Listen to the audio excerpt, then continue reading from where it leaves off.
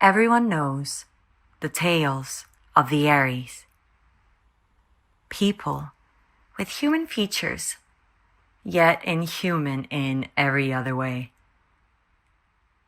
It is said that the Aries are made from the bones of fallen gods, perfect balance of divination and abomination. Each Aries is known to bestow the power of controlling one of the various forces which govern the health of Earth. Waterbenders, firebenders, heart aiders, and air weavers are some of the most common. But tales as old as time tell stories of Aries with powers so unique that even the gods cowered at their strength. Olbaid, the merciless, happened to be one of them.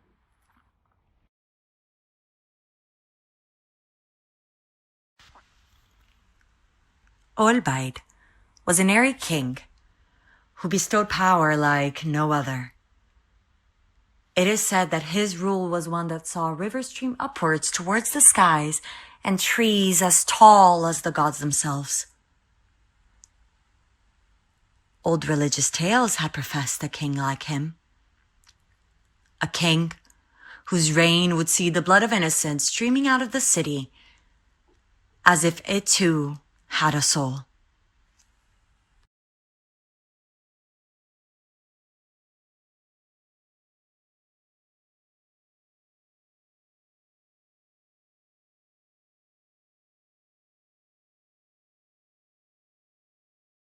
There shall once rise a king whose power equates to a glimpse of that held by his father.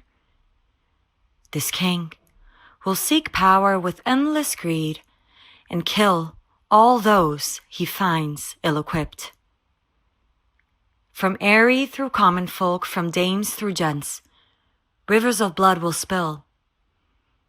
Rivers and trees will rise to the skies, cowards when faced with such evil.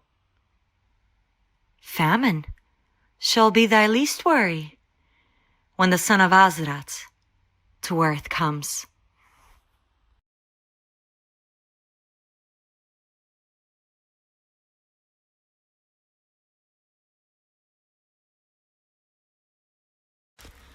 Tales of Olbaid's rule are plagued by terror and death.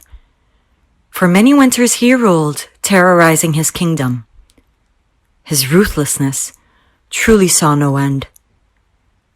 Murder, abuse, disease run unbridled, where common folks were destined to a life of slavery or slaughter.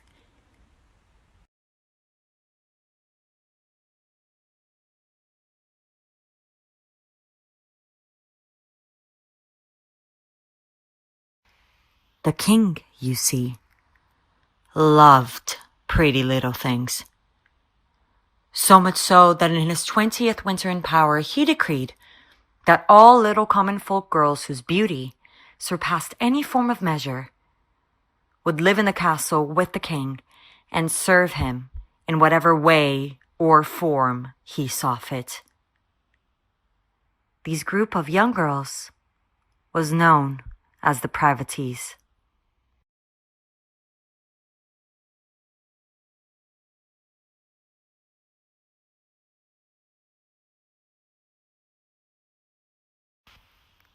Jasmine was one of those pretty little things. Her long, fiery auburn hair, amber eyes, and alabaster skin caught the eye of the king at the marriage of 6. Jasmine, with her silk-sounding voice and her peach-toned cheeks, was as beautiful as she was wise. Little known to the king, she had been planning her revenge since the first night in his chambers.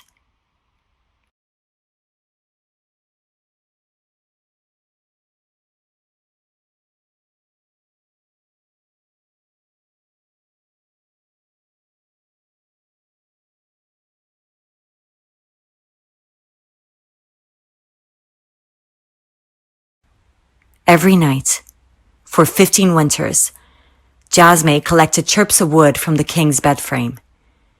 yanking it out and ensuring that they were stuck under her nails. For 15 winters, she patiently kept up appearances, pretended all was well, as every good privateese did. For 15 winters, she gripped onto the knowledge that one day, when her weapon was ready, Olbaid's rule of terror would come to an end.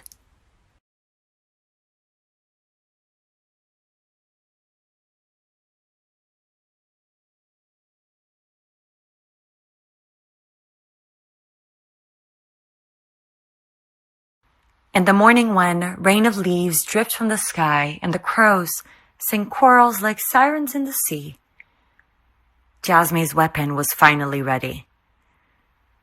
Woven together through the strings of hope, the once broken fragments of wood blossomed to a beautifully carved, slender blade. An object with such devious allure, fit to the ending of a life that was plagued with viciousness. Not even a palm long, the object was concealed in the foldings of her auburn hair, blending seamlessly together with her melody hair forks.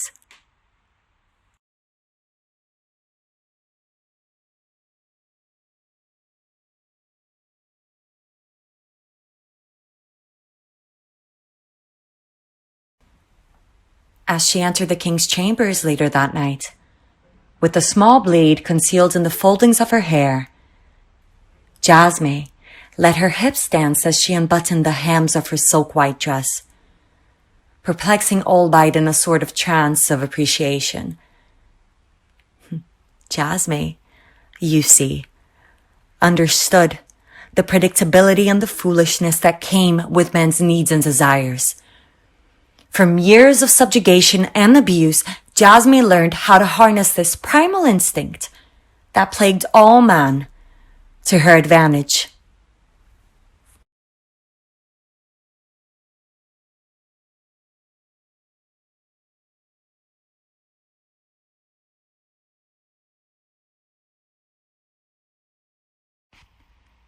As if suddenly made aware of Jasmine's eagerness and approach, Olbaid's glance quickly shot up to meet her gaze. But he was too late. As fast as the flapping of a hummingbird's wings, Jasmine yanked the slender blade from the foldings of her hair, and with one fellow swoop, she slashed through both Olbaid's eyes, bathing the sockets in which they once were with blood. A second before Olbaid's squeals of pain left the confines of his mouth, Jasmine gripped the watery holds of his tongue, and like a butcher flanking a cow, she slit his tongue from out from his mouth. She then proceeded into slapping the blood-drenched tongue across his face as a means of distraction, while pouncing for her third and final act. While holding the blade vertically in her palm, Jasmine pierced both Olbaid's eardrums, like a needle, piercing its first hole in an untouched cloth.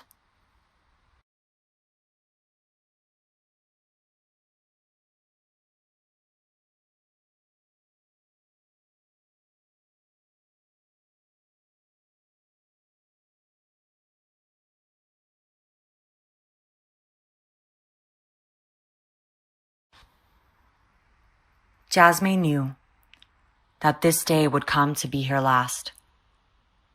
Even blinded, deaf, and mute, Olbaid knew exactly where in the room she still was. He painfully lifted his now bloodied hands and gestured to the area he thought her to be.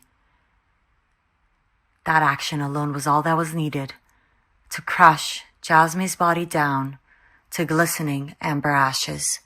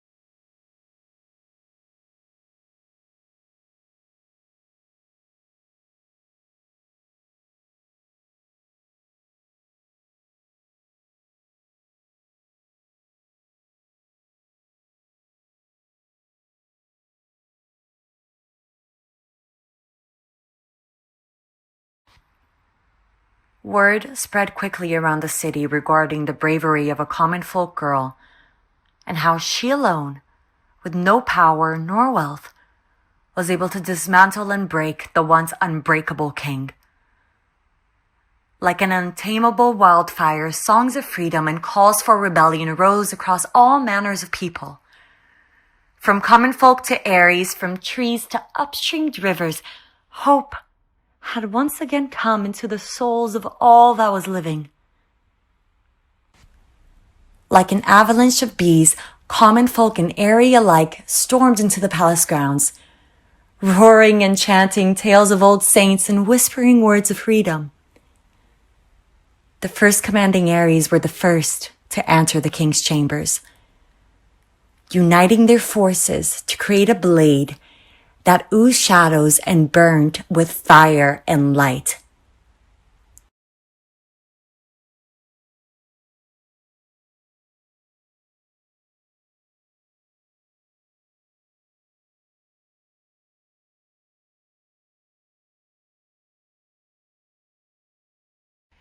Praying for the saints to carry Jasmine with them in their blade, the Aries proceeded into cutting both Olbaid's hands off, impeding him from ever again using his feared power.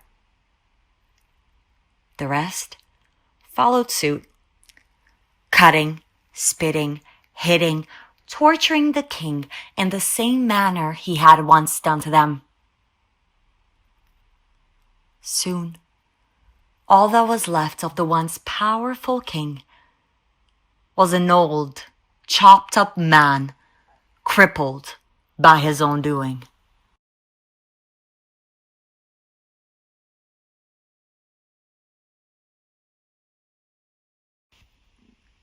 It is said that in that night, after prayers and honorings to the saints for Jasmine, her amber ashes lit up into white and blue flames, waking all the stars in the sky.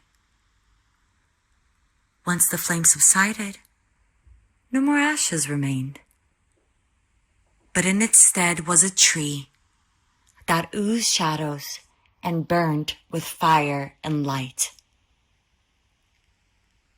Till this day, Jasmine's tree stands as a symbol of hope to all those who seek to find strength and power to fight against any and all evil.